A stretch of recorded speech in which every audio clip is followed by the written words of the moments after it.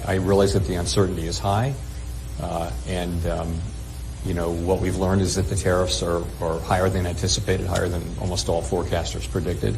We still don't know where that comes to rest, though, and we're just going to have to see that through.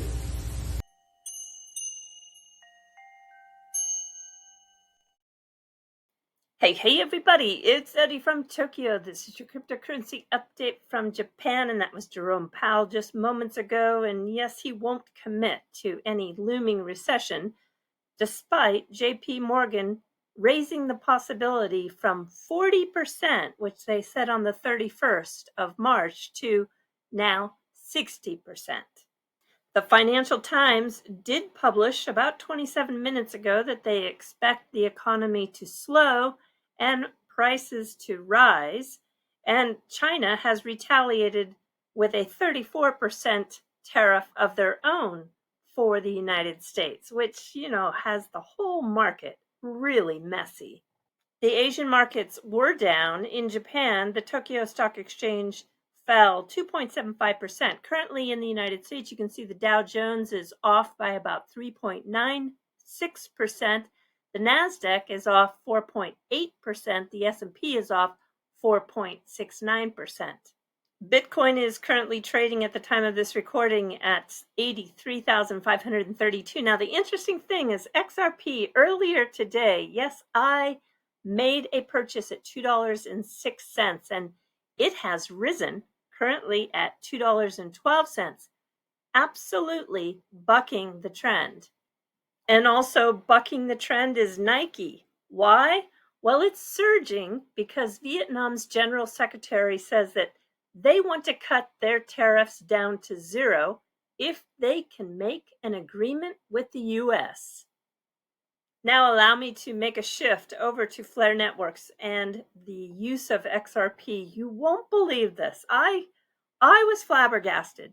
More than 820,000 XRP are currently on the Flare Canary test network Songbird. Wow, that is a lot of XRP. And I can't wait for the new prediction market on Flare. Yes, there is one coming. The builders are going to visit me on Tuesday for a recorded chat. I'd like to predict on how much XRP is going to go into these yield mechanisms by year end. I'm talking about on Flare, on Doppler, on Strobe. Yield distribution on Doppler as of April 4th is 4.2%. And the speaker list at Apex in Singapore was announced, and that Strobe protocol is the other one that I am very interested in. They are focusing on yield solutions for XRP, and Joel Moon is one of the speakers highlighted, as well as you see over here, Hugo Filion from Flare Networks. And a very nice post coming from CZ. He's paying attention. This is in reference to a post by Jack McDonald.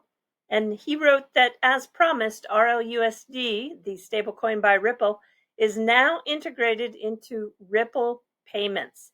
And the cross-border payment solution with near global coverage through 90 plus payout markets has instant connections to banks, FIs, payment service providers, exchanges, and many more around the world.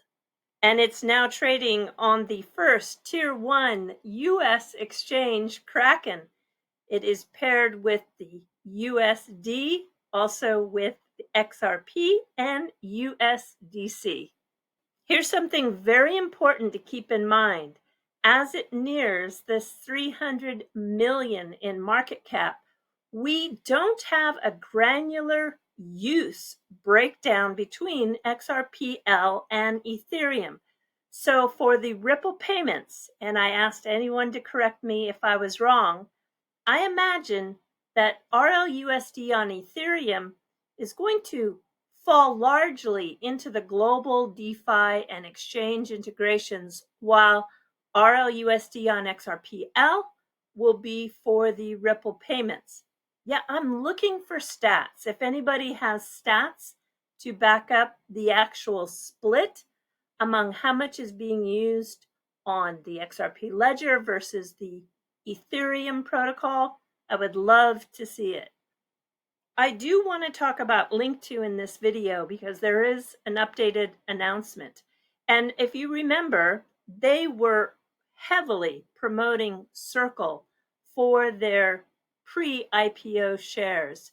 And we have an announcement from Ashish Burla. He's a former senior vice president at Ripple. He now is on the Ripple board. And Circle's IPO is rumored to be at somewhere between 4 and 5 billion. Well below the 8 billion, where liquidation rules change.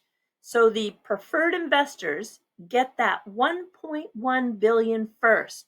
USDC interest, 99% of its revenues, may drop with these rate cuts, hitting the pre-IPO or SPV holders. These are the common stockholders hardest, because they are the last in line. So the pre-IPO common stockholder are people like employees, early investors, and the SPV holders from Linqto and other pre-IPO platforms who own that common stock before the IPO. In a liquidation event, preferred stockholders get their 1.1 billion first because they are preferred. And then all common stockholders, those are the pre-IPO included, they split what's left. The Linqto announcement came out on April 3rd, and it's quite something. Let me take you to the high points.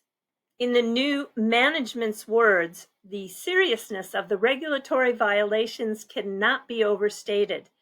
There were disturbing business practices, not small one-offs or missteps, but things that have been going on for years. Linqto terminated 47% of its full-time staff in March.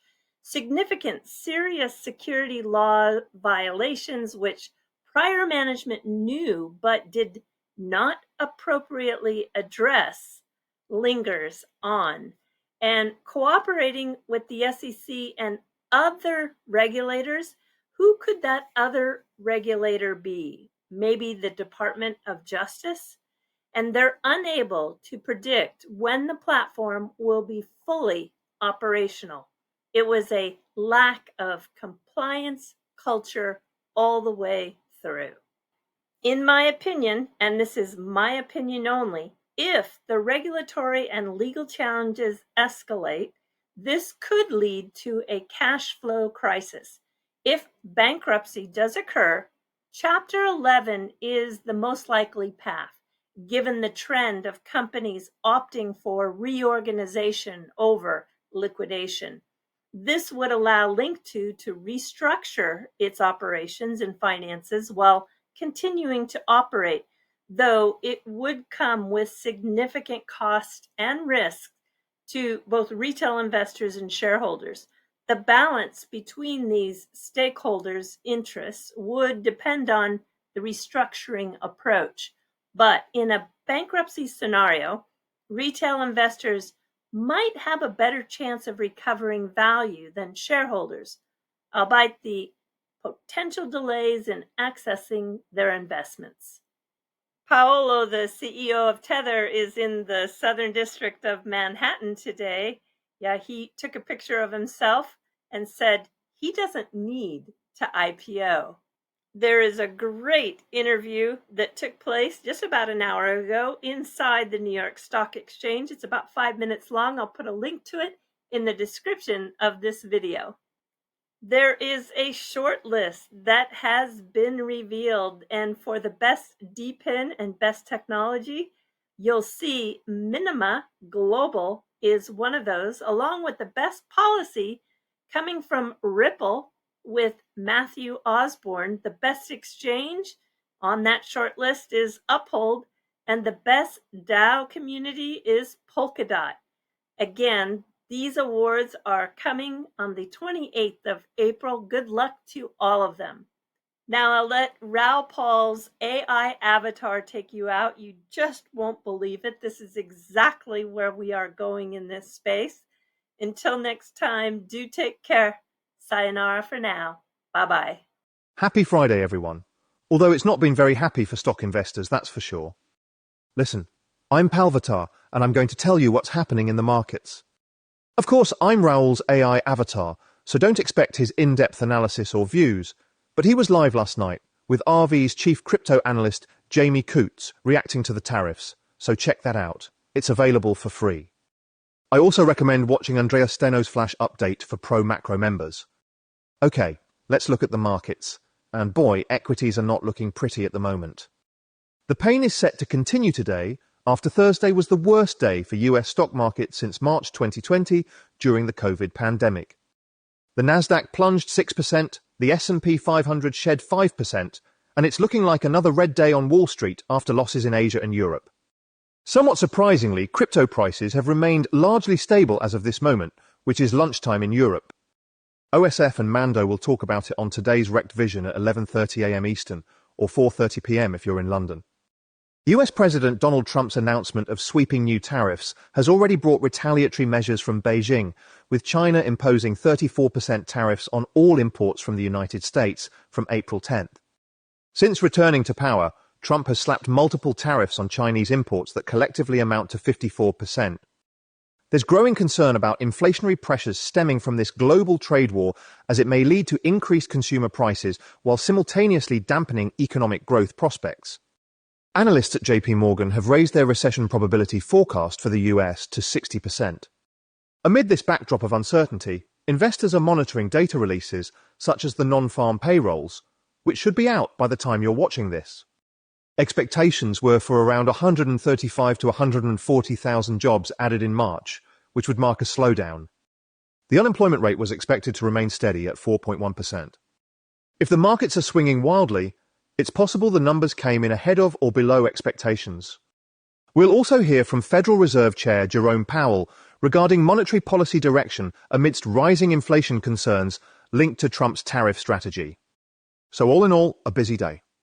I hope you can all get some rest this weekend, as this is a crazy, difficult time for any investor. Take care, and I'll see you on Monday.